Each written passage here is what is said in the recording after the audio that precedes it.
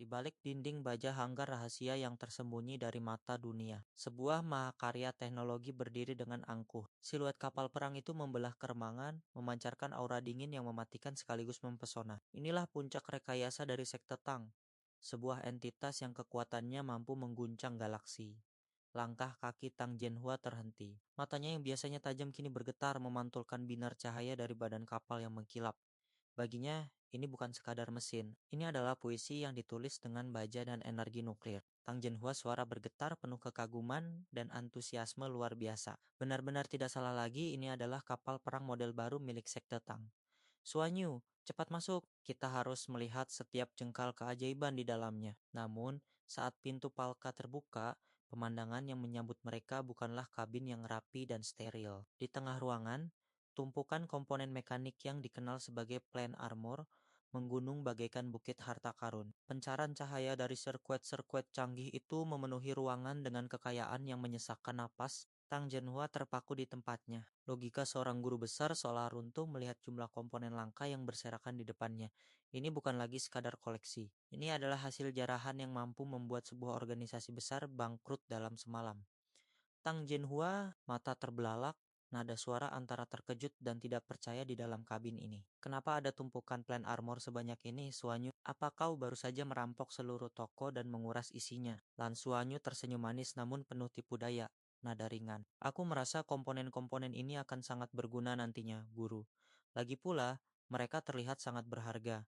Jadi, aku hanya membawa pulang sebagian kecil saja. Suasana berubah menjadi serius saat Tang Jianhua mulai memeriksa salah satu unit mekanik tersebut. Jemarinya yang ahli menelusuri setiap jalur energi, merasakan potensi luar biasa yang tersembunyi di balik cangkang hitam yang elegan. Ia menyadari bahwa muridnya ini tidak hanya membawa sampah, melainkan kunci menuju kekuatan baru. Lan Suanyu memperhatikan dengan seksama. Ia tahu bahwa untuk mengubah material mentah, ini menjadi senjata yang mematikan.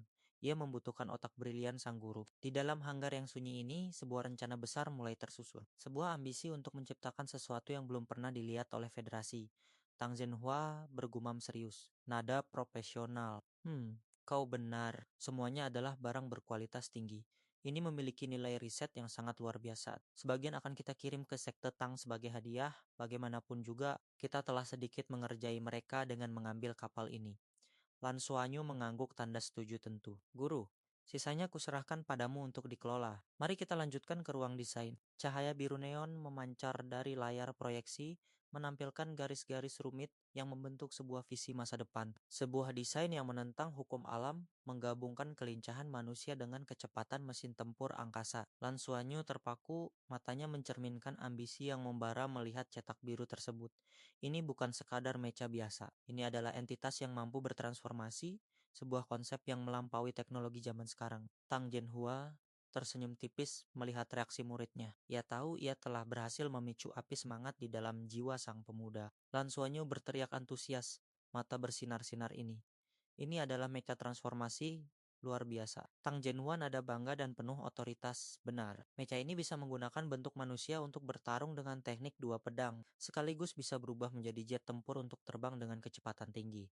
Inilah mecha yang sempurna dalam bayanganku. Tang Jianhua mengungkapkan rencana besarnya. Mecha ini tidak hanya akan dibuat untuk satu orang, melainkan untuk seluruh kelas eksperimen mereka. Namun, sebuah realita pahit membayangi keagungan rencana itu. Biaya pembuatannya yang akan menghabiskan jumlah kekayaan yang tak terbayangkan. Melihat keraguan sang guru tentang masalah biaya, Lan Suanyu hanya tersenyum tipis. Dengan satu gerakan tangan yang elegan, ia mengeluarkan deretan medali ungu mata uang paling berharga di Akademi Shrek seolah-olah itu hanyalah koin recehan. Cahaya ungu dari medali-medali itu seakan mengejek kemiskinan dunia luar Lan Suanyu. Nada bicara tenang namun menyakitkan bagi orang miskin.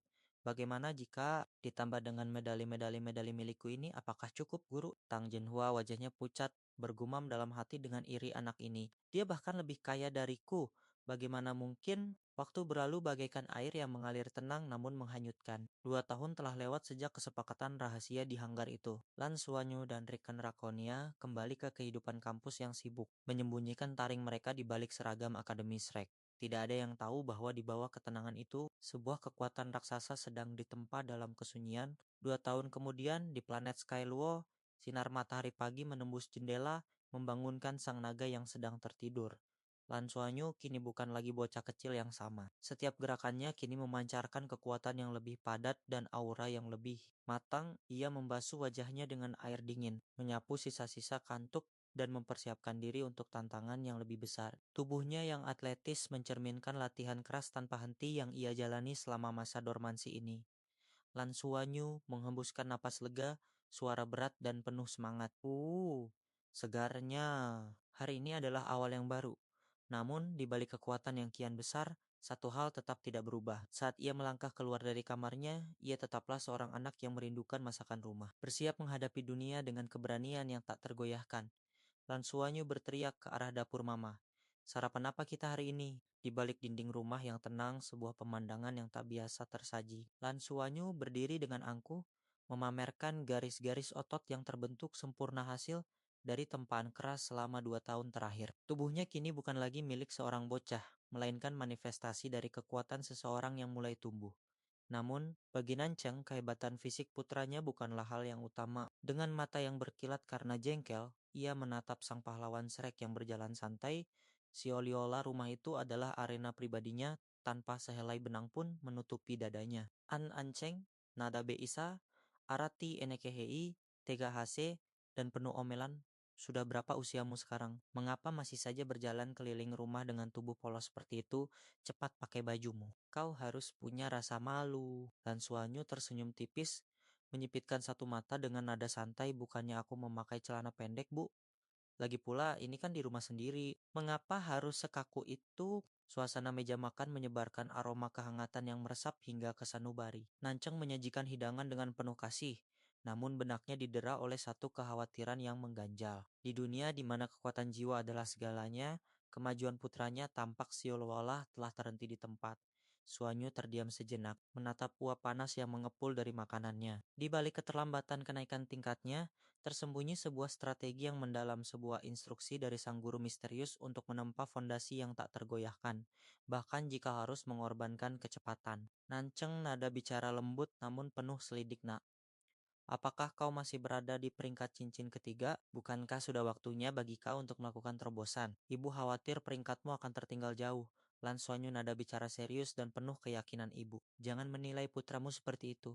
Ada alasan mengapa aku belum melakukan terobosan. Guru Nana selalu berpesan agar aku tidak terburu-buru, lebih baik menumpuk kekuatan dengan tebal sebelum akhirnya melepaskannya dengan dahsyat. Dia membantuku mengompres energi jiwaku setiap saat agar fondasiku menjadi absolut. Seketika, atmosfer ketegangan tentang kekuatan jiwa itu lenyap, digantikan oleh aura merah muda yang penuh dengan maksud tersembunyi. Fokus Nanceng beralih dari urusan bela diri menuju urusan hati, membuat Suanyu merasa seolah-olah sedang menghadapi musuh yang lebih sulit daripada binatang jiwa 10.000 tahun.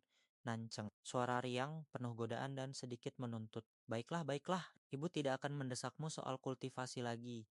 Tapi yang benar-benar ibu pedulikan adalah kapan kau akan membawa Siu-Siu pulang kembali ke sini? Ibu merindukannya. Lan Suanyu wajahnya datar, bergumam dengan nada pasrah ibu.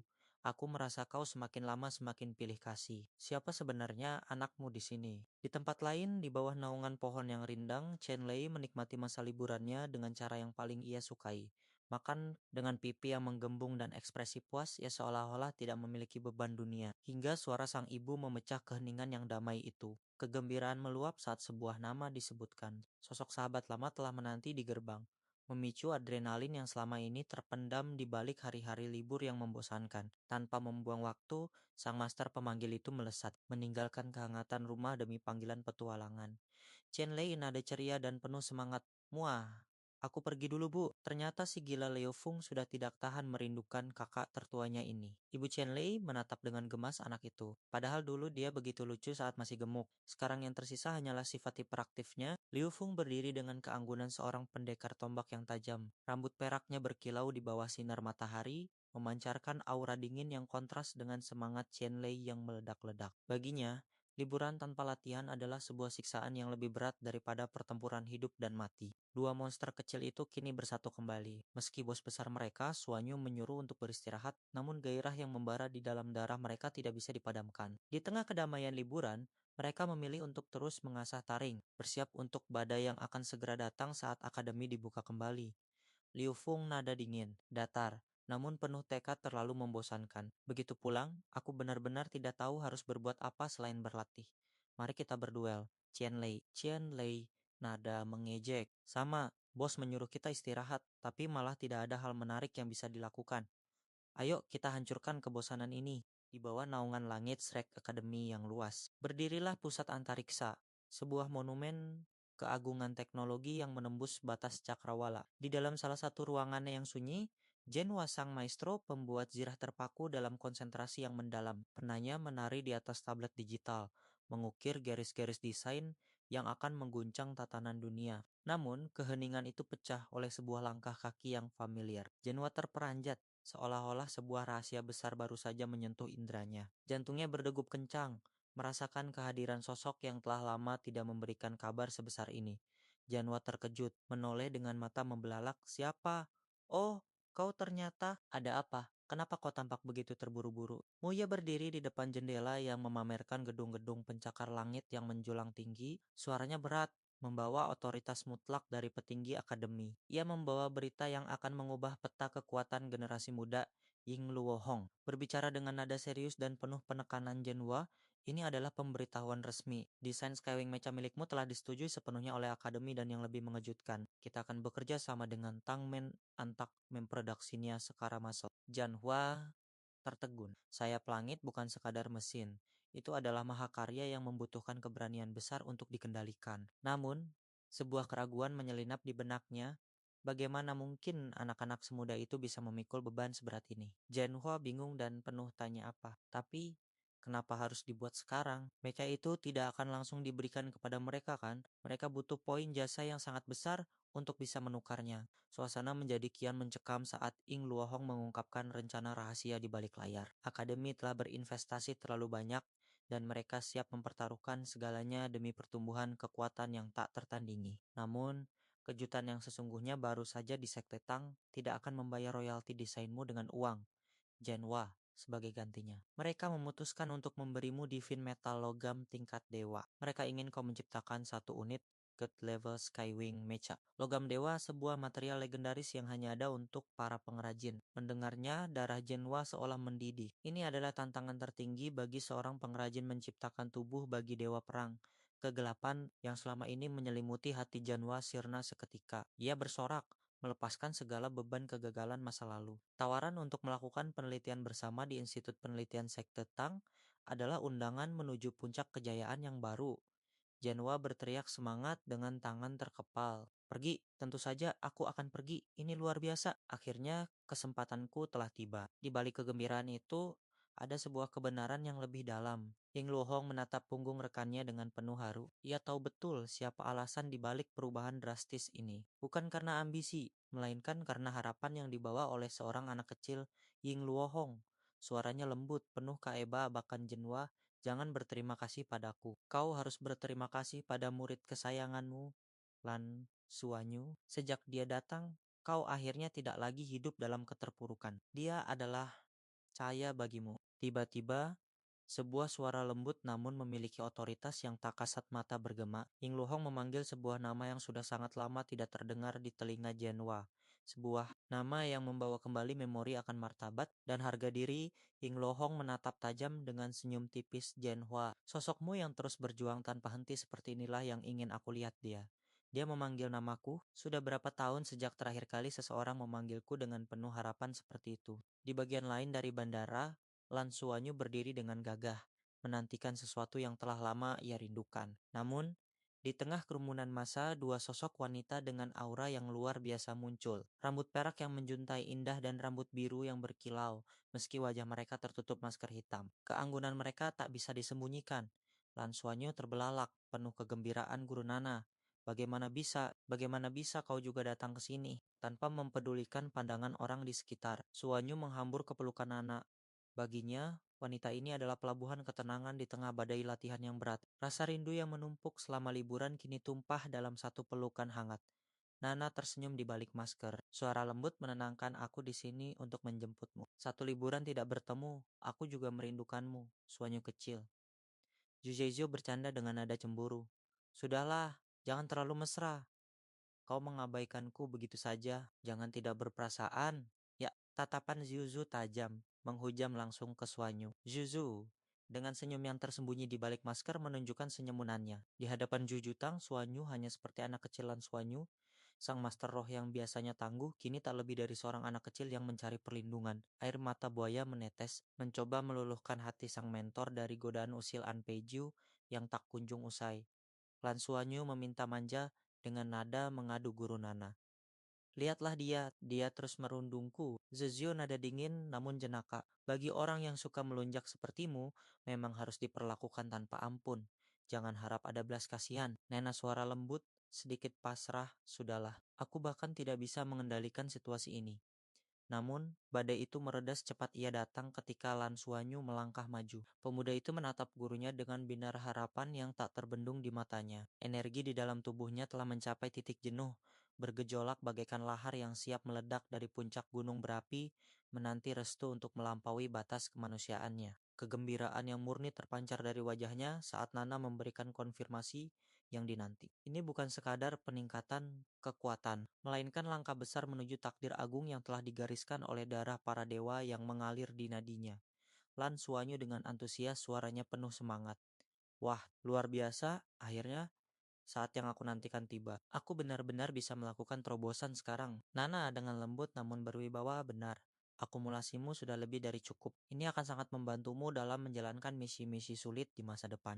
Di sudut lain, sebuah tragedi kecil tersembunyi di balik bayang-bayang kejayaan. Di atas ranjang perawatan, Liu Feng terbaring lemah, tubuhnya didera luka akibat sesi latihan yang melampaui batas kewajaran. Di sampingnya, Chen Lei sang si gendut setia menemani, namun ada kegelisahan yang menyelimuti raut wajahnya. Sebuah kekuatan purba mulai bangkit di dalam dirinya. Tekanan aura yang mengerikan meledak dari ingatan mereka. Sosok Behemoth emas Golden Behemoth, sang pemangsa dewa, mulai menggeliat dalam kesadaran Chen Lei. Kekuatan itu terlalu liar, terlalu haus darah, seolah ingin main kabik-kabik wadah manusianya jika tidak segera dijinakkan. Nana serius dan penuh analisis. Tekanan dari garis keturunan Golden Behemoth itu terlalu hebat. Ia sangat menderita karena ditekan terlalu lama. Setelah melakukan terobosan, segalanya akan membaik. Mata ungu Nana menyipit, menatap Lan Suanyu dengan makna yang mendalam. Ia tahu hanya ada satu hal di semesta ini yang mampu menundukkan keganasan Behemoth emas yang legendaris. Aura dari sang Raja Naga yang bersemayam di dalam diri Suanyu. Tanggung jawab besar kini diletakkan di pundak ringkih pemuda itu. Atmosfer perlahan berubah menjadi tenang. Cahaya matahari menyelinap di antara celah dedaunan asrama, seolah memberikan ketenangan sebelum badai besar lainnya datang menghampiri. Nana berbisik dengan nada peringatan. Jika sifat buas dari Golden Behemoth itu terpancing keluar, hanya aura garis keturunanmu yang mampu menekannya. Ingatlah itu baik-baik. Lan Suanyu mengangguk mantap. Suara bertekad, aku mengerti. Guru, aku akan selalu waspada dan memperhatikannya. Malam mulai merayap, membawa kesunyian di kamar asrama yang rapi. Lan Suanyu merebahkan tubuhnya, menikmati sisa-sisa kehangatan dari perhatian kawan-kawannya. Namun, ketenangan itu terusik oleh dering perangkat komunikasinya. Sebuah frekuensi yang sangat ia kenal, membawa getaran yang menggetarkan sanubarinya. Wajah itu muncul Tangle. Sosok yang dipuja jutaan orang sebagai dewa lagu kini menatapnya dengan kehangatan seorang ayah yang tersembunyi. Di balik senyum tipisnya, ada kerinduan yang mendalam, seolah-olah takdir sedang mencoba menyatukan kembali kepingan-kepingan masa lalu yang hilang di planet induk ini. Lan Suanyu terkejut, nada suara tidak percaya. Paman Le, apakah paman benar-benar datang ke planet induk? Tang Le tersenyum lembut, suara merdu dan tenang. Aku baru saja tiba di Mingdu. Besok aku akan mengadakan konser di sini. Suanyu, apakah kau bersedia datang untuk melihatku? Di dalam ruangan yang tenang, sebuah percakapan hangat terjadi di antara dua jiwa yang terikat oleh takdir. Tang Suanyu dengan tatapan yang penuh keraguan namun teguh menatap sosok di hadapannya. Ada beban yang tersirat dalam suaranya, sebuah konflik antara keinginan pribadi dan tanggung jawab besar yang tengah ia pikul di pundaknya. Tang Suanyu, nada suara rendah penuh perasaan bersalah. Besok ya Paman Le, maafkan aku, besok aku benar-benar tidak bisa ikut. Sejenak keheningan menyelimuti. Tang Le, sang idola yang dipuja jutaan orang, hanya memberikan senyum simpul yang menenangkan. Matanya yang jernih seolah mampu membaca setiap gejolak di hati Suanyu. Baginya, pemuda di depannya ini bukan sekadar penggemar, melainkan seseorang yang memiliki ikatan batin yang sangat kuat. Tangle lembut dan penuh pengertian, tidak apa-apa. Sekitar 3 atau 4 hari lagi, aku masih memiliki satu konser di kota Shrek.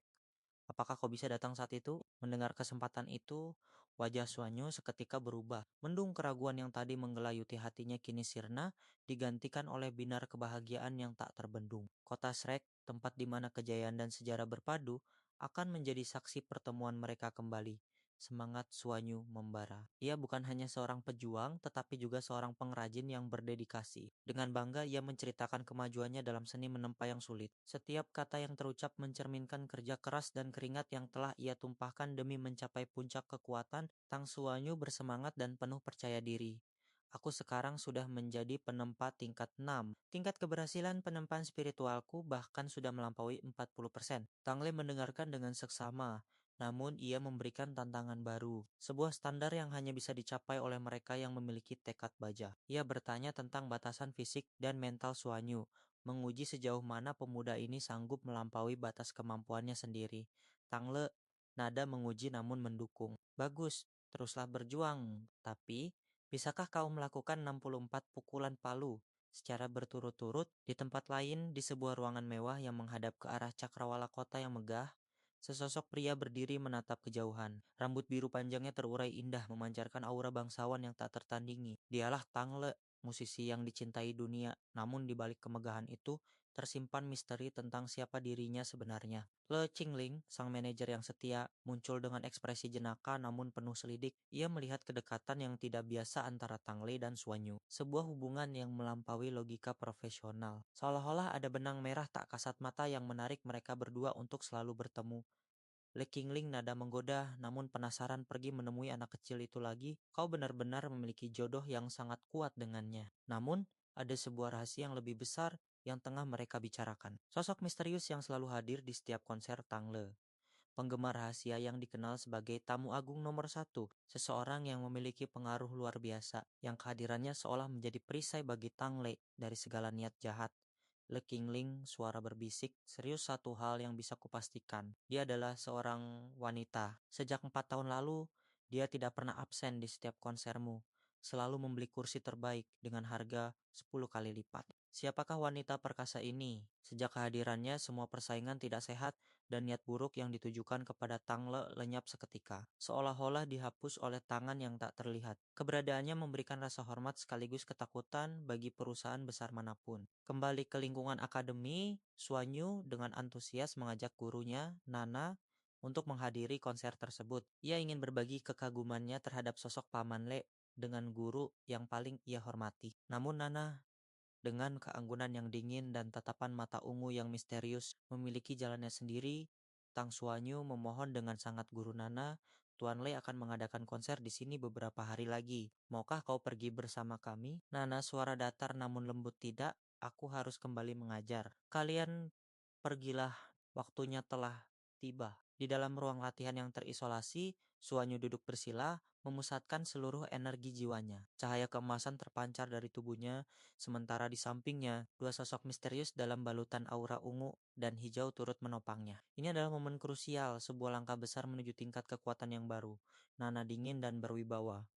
Baiklah, kalian bertiga, tenangkan hati kalian. Mulailah proses penembusan batas ini sekarang. Tekanan yang luar biasa menghantam kesadaran Suanyu. Meskipun ia telah menekan kekuatannya sekian lama, namun dinding penghalang menuju tingkat berikutnya terasa begitu kokoh. Butiran keringat membasahi keningnya, mencerminkan pergulatan batin yang sangat hebat di dalam lautan jiwanya.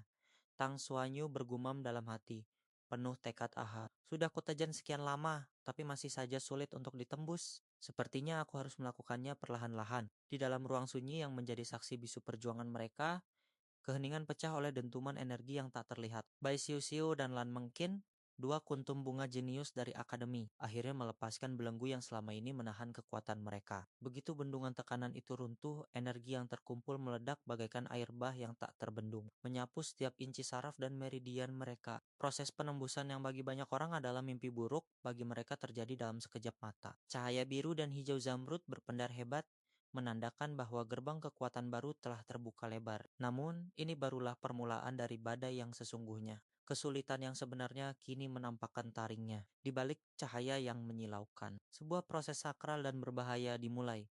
Penyatuan roh jiwa. di atas kepala Xiu Xiu. Bayang-bayang seekor hiu raksasa kuno muncul, memancarkan aura samudra yang begitu berat dan dingin, seolah ingin menelan raga mungil gadis itu ke dalam kedalaman palung terdalam.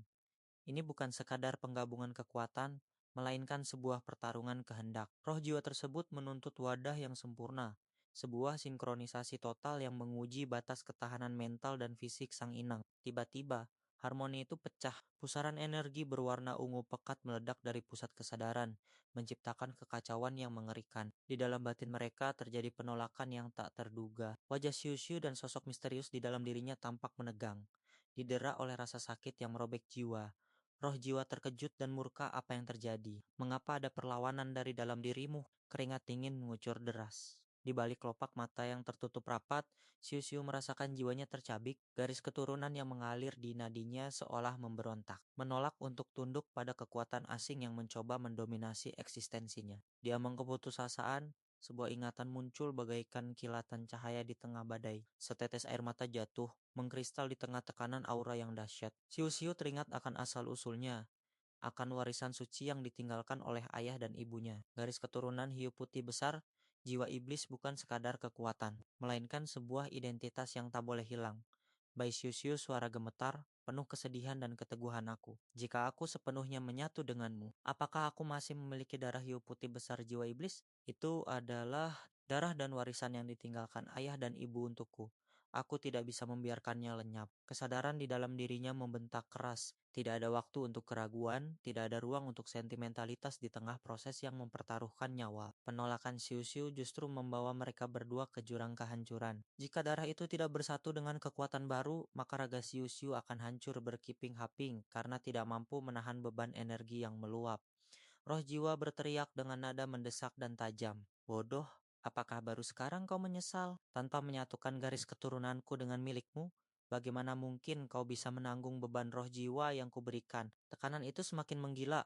Warna ungu gelap seolah ingin memadamkan cahaya biru kehidupan Xiu-Xiu. Di titik nadir ini, Xiu-Xiu harus memilih melepaskan masa lalunya demi kekuatan absolut, atau hancur bersama kenangan indah yang tersisa di dalam darahnya.